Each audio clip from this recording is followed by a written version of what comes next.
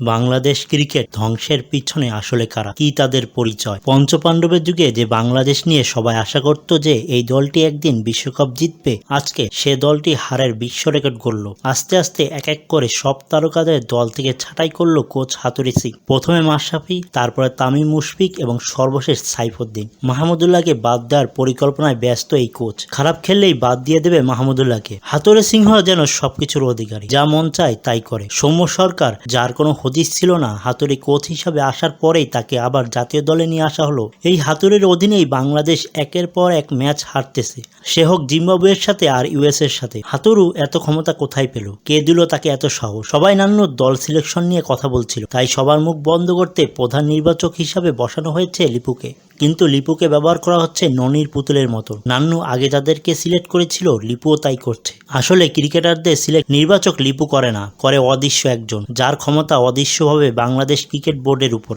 যার ক্ষমতায় সভাপতি পাপনও উঠে বসে। পাপনকে শুধু ননির পুতুল হিসাবে ব্যবহার করা হচ্ছে। সেই অদৃশ্য হাতের ক্ষমতার কারণে হাতুড়ো এত কিছু করতে পারে। লিটন কুমার দাস, যাকে লিপু এক ম্যাচ বাদ দিয়েই পরের ম্যাচে নিতে বাধ্য হয়েছে, এমনকি লিটনকে বিশ্বকাপের চূড়ান্ত ম্যাচে খেলাতে হবে এরকম প্রেসার দিচ্ছে সেই অজানা ব্যক্তি। সাকিব আল হাসান, যে সবসময় অন্যায়ের প্রতিবাদ করে, কিন্তু সে এ বিষয়ে চুপ। কিন্তু কেন?